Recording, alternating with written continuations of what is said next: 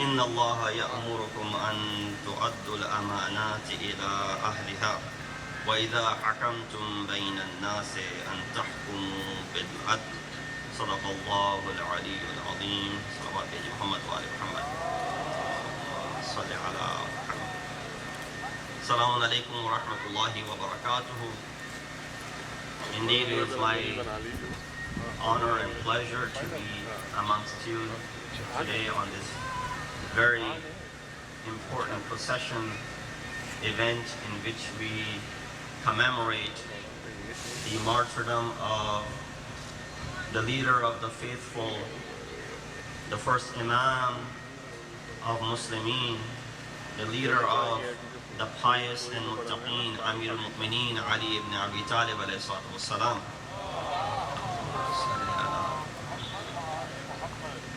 Well, I'll be very brief. I want anyone who can listen to me, who can hear me, and wherever my voice is reaching to pay attention for the next 10 to 15 minutes, in which I want to highlight very briefly who is this man for whom we have gathered here today, and who is this man for whom the entire world is commemorating his martyrdom starting tonight. This is the person, this is the man who's the first after the Prophet of Islam and was appointed by him as his wasi, as his imam, as his successor. This is the man, according to the riwayat and the narrations, a man who, when he assumed the apparent khilafat or the caliphate in the year 35 or 36 after Hijrah, the man who dealt with people with justice and equality. And it is not the reason for which we hear that when Amir al-Mu'mineen left this world, the reason that was given that قُتِلَ عَلِيٌّ فِي الْمِحْرَابِ لِشِدَّةِ عَدْلِهِ, that Ali was martyred or killed in the mihrab of the mosque while he was praying. For what? لِشِدَّةِ عَدْلِهِ, for his intense adl, justice. And that's what he stood for. His life was based on this adalat, or on this justice. We hear a great deal of fadail of Amir al-Mu'mineen, and you will hear from the scholars that are to follow after me. But the point that we need to get across to those who may not be unfamiliar with this personality is that what he stood for.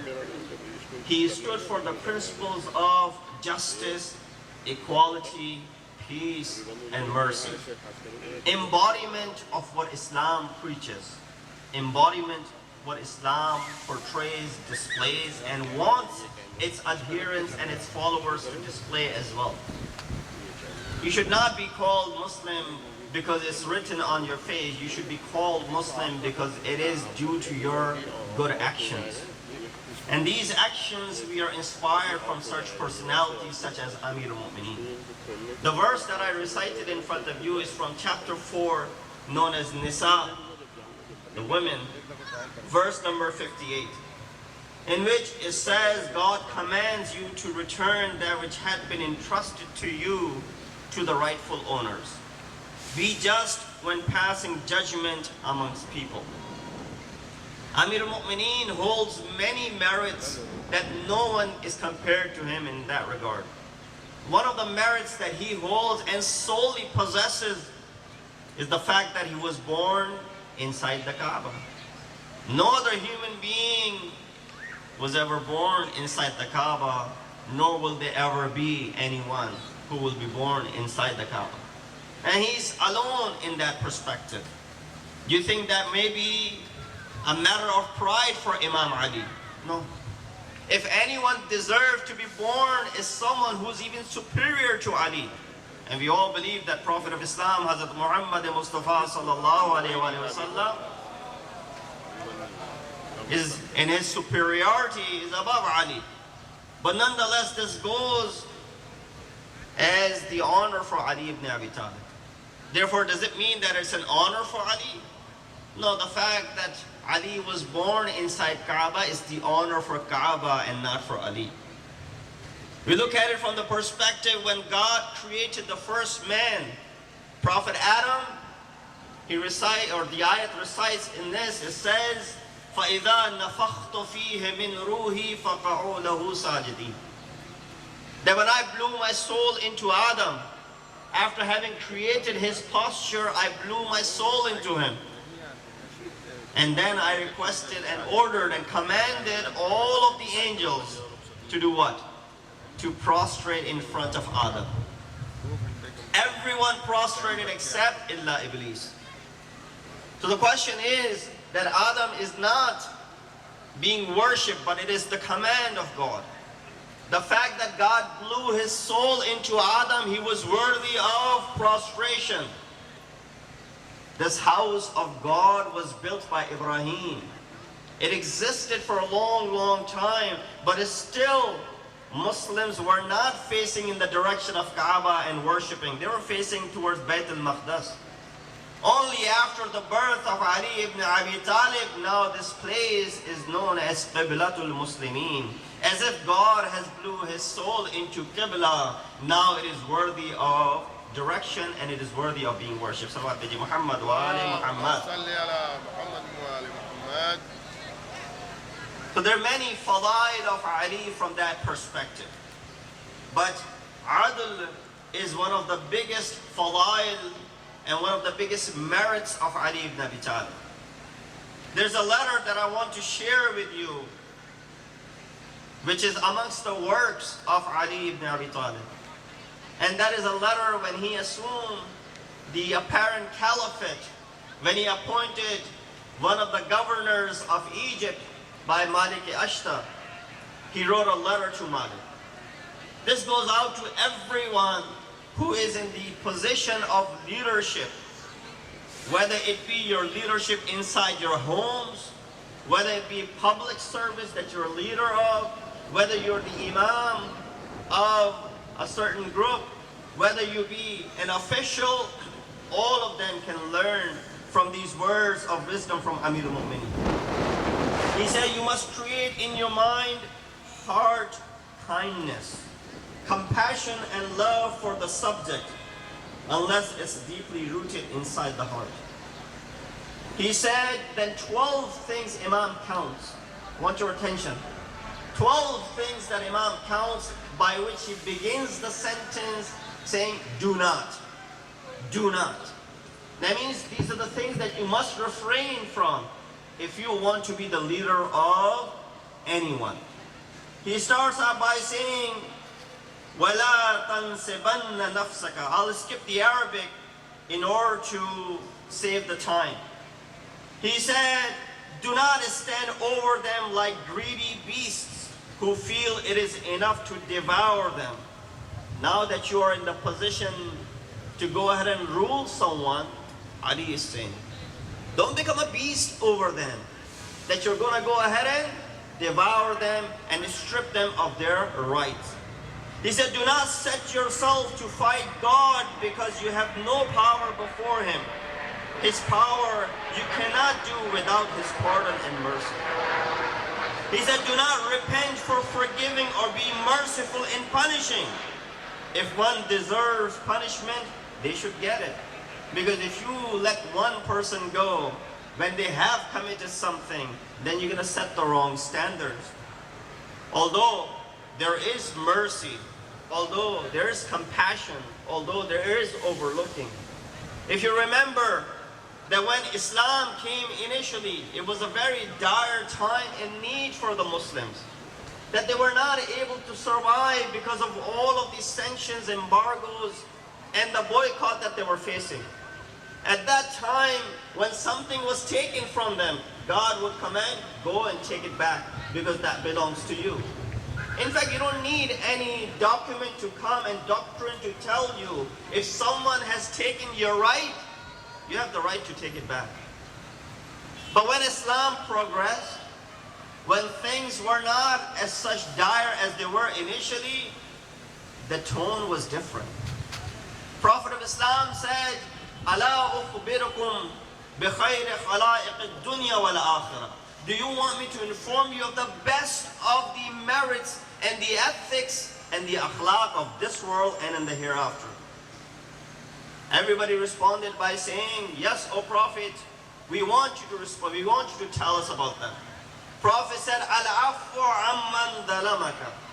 Forgive the one who has done injustice to you. This is the Islam, brothers and sisters. That even if a person has done injustice to you, you do not go ahead and take the revenge. The tradition of the Prophet tells you, you should forgive them. وَالْإِحْسَانُ إِلَى مَنْ أَسَاءَ إِلَيْكَ. Be kind to the one who has not been kind to you. Someone has not been kind to you. How should you respond? He said, no, respond with kindness still. That is the teaching of your Prophet. وَتَصِلْ مَنْ قَطَعَكَ. And connect ties with the one who has severed ties with you. And then وَعْتِ مَنْ. And give to the one who has deprived. مَنْ حَرَمَكَ. If someone has deprived you of something, that's okay. Look over that and go ahead and give to that person. These are the teachings that Amir al-Mu'mineen is trying to implement. He said, do not set yourself to fight someone. Islamic laws are in accordance with nature, with aql, since they are from the one who created this nature and the one who created this aql. Causing dispute in this laws is questioning the commands of the Almighty. He said that reason behind harsh punishment that exists for certain things is in order to set the record straight and in order to bring people to justice. Imam said, do not act hastily during anger if you can find a way out of it. How many of us get angry so quickly? These are the teachings of Amir al-Mu'mineen. You will hear about the merits and the fadail and you'll feel good about it. Because Ali deserves all the fadail. But what he left the treasure for us, the understanding when a person came and he started following Ali, in the way Ali used to dress, in the way Ali used to eat. What did he used to eat? He used to eat hard bread. You would not be able to follow him and imitate him in those areas. He tried to wear the clothes, the rugged clothes that Ali would put upon. He said, don't follow me in those areas. What I need you to follow me in the commands and the teachings and the wisdom that I'm leaving behind me. These are the things that will make you prosperous in this world and in the hereafter. He said, do not act hastily during anger if you can find a way out of it. We get angry so quickly. There's no turning back as soon as anger comes upon us. He said, anger is compared with fire. When you speak while you're angry, you're throwing flames out of your tongue. Every word that is uttered from your tongue. So make sure that you're able to cool yourself down in the time of anger. One of the things that you can do as a remedy is to perform ablution, to do wudu. Because fire is extinguished with water, you perform wudu, you perform ablution, you're going to suppress that heat and you're going to suppress that anger. Then he said, do not say, I have been given authority, I should be obeyed when I order. No. This is, in reality, the authority belongs to the Almighty. He has given this to you on temporary basis. He said, do justice for God and do justice towards the people, your near ones and those of your subjects for whom you have liking. Otherwise, you will be a tyrant and oppressive. How many rulers have you seen in the Islamic government who have been so tyrant and oppressive throughout the history of mankind? You begin from the time of the Umayyads. You move towards the time of the Abbasids. You go towards the time in the present time that so many people who have assumed the leadership and the role of being the rulers of certain states and countries, and they have done nothing but spread hate and tyranny and oppression. And whoever tyrannizes and oppresses the creatures of Allah, will earn the enmity of God along with the hatred from those whom he has oppressed. These are the words of Imam Ali. Sallu ala Muhammad wa ali Muhammad. He said, do not underestimate the power of mazloom and oppressed. Imam Hassan said, the distance between skies and earth is the cry of a mazloom. Because when a mazloom and oppressed says, oh Allah, this cry reaches the arsh and the throne of God instantly.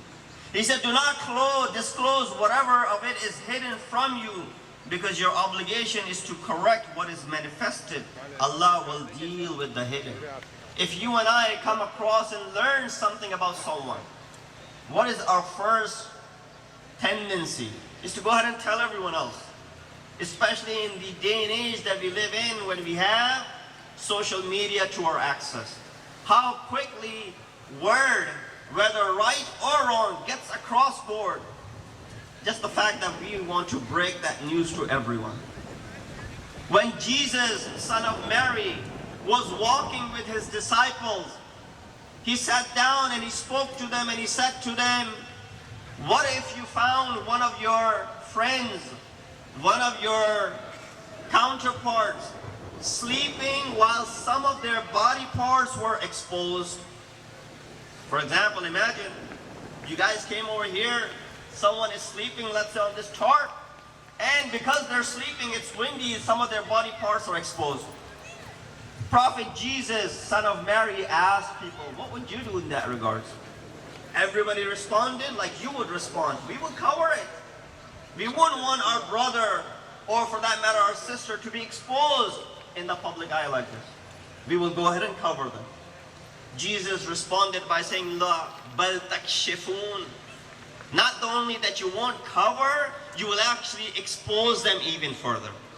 He said, no, oh Prophet of God, we will never do such a thing. Only then they understood that Jesus was trying to leave an example for them. He was saying how soon, when you come across and you learn about someone's fault,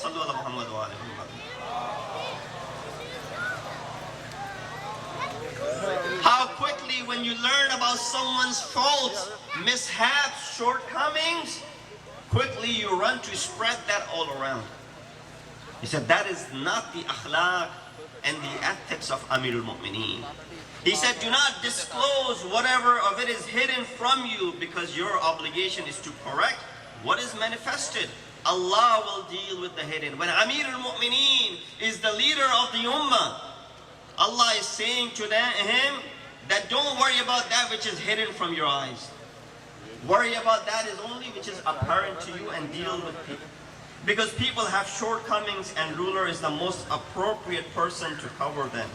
He said, do not hasten to second or confirm a backbiter, because he's a cheat, although may seem like he's your well-wisher. These are the commands of Amirul Mu'mineen to Malik Ashtar when he assumed the leadership role in Egypt.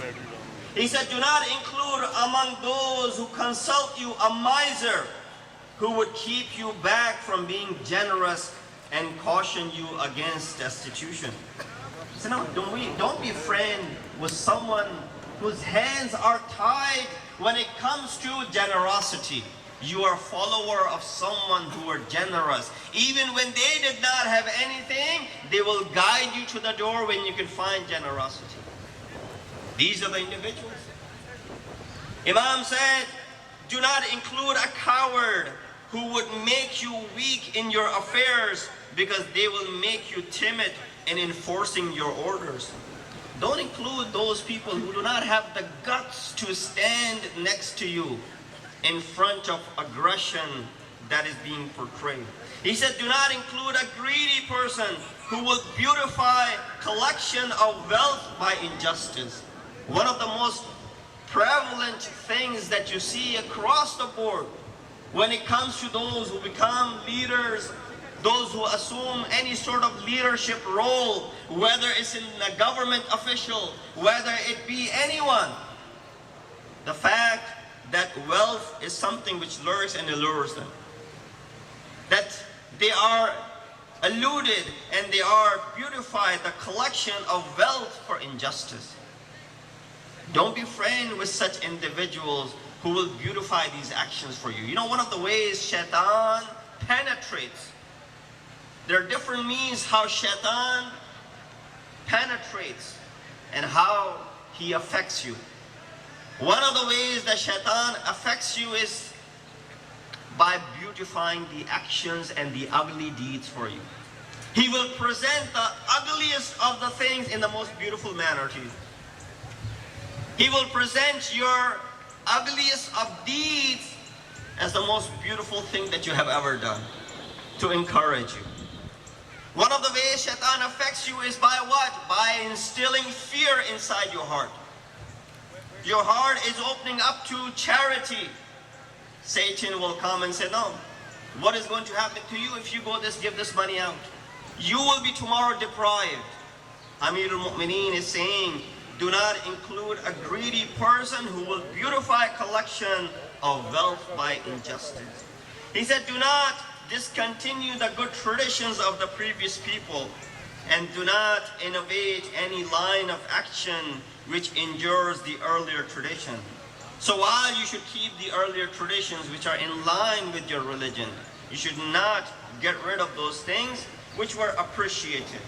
And that's why he said God commands people to maintain justice, kindness, proper relations with their relatives. He forbids them to commit indecency, sin, and rebellion. God gives you advice so that perhaps you will take heed. Surah Nahl, verse number 90. Three things we must understand from this short sermon of Amir al-Mu'mineen. And you will say, why did I choose to address this on this particular event? You may be questioning, and you have the right to question. Now, why I pick something like this on this particular day, when we are commemorating the martyrdom of the commander of the faithful? Because the most important thing to commander of the faithful was maintaining justice, kindness, and proper relations. He maintained justice throughout his life. And that was the reason for which it was said, قُتِلَ عَلِيٌّ فِي الْمِحْرَابِ لِشِدَّةِ عَدْلِهِ. That Ali was killed in the mosque, in the halat of prostration, because of his adl and his justice. Let us make this covenant today. Let us make this promise for whom we have gathered here today.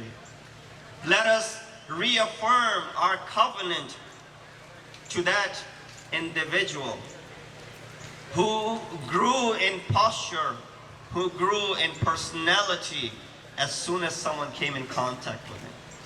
He was their worst enemy if they were standing on the other side of the battlefield. He was their best friend if they were in need. And that's what he imparted to his children as well.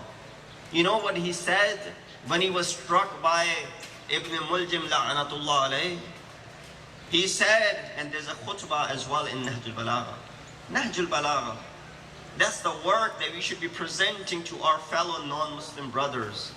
That this is the work of Imam that I believe in. Imam that I follow. Imam narrates this khutbah upon the time when he has been struck by Ibn Muljim. He said, do not take my death, if I die with this blow, to be a matter of taking revenge and going around and screaming that Ali has been killed, now we're going to go ahead and ruin everything. Similar to the reactions that you see sometime, that something happens so far away and we can't control our emotions. Imam is stopping you from doing such a thing. He said, do not go around killing people because I have been killed. He said, in fact, when he heard his enemy, the one who had struck him with the sword, Ibn Muljim, that if I survive from this blow, I will strike him myself. But if I die because of this, then, oh Hassan, you strike him once, because that's all he deserves. If he dies with it, let it be. If he doesn't, then that's his fate. Amir al-Mu'mineen is leaving these words of wisdom. When he was leaving this world, when he heard his enemy, the one who had struck him, look at the intensity of the compassion in the kalam of Ali. He said, when he heard the sound of Ibn Muljim, moaning because his hands were tied, Ali said, who is this man that I hear who's moaning? He said, oh Ali, that is the man who struck you. He said, open his hands. He said, oh Ali, he's the one who struck you with the sword. You want us to leave him or open his hands? He said, yeah, I don't want my enemy to be striving or struggling either. Maybe Ali is trying to send a message to the people of Kufa that, oh Kufans, one day there will be captives brought in front of you, their hands will be tied and their necks will be tied. Make sure that you loosen the strings on the neck and the hands. Wa akhiru da'wana alhamdulillahi rabbil alameen.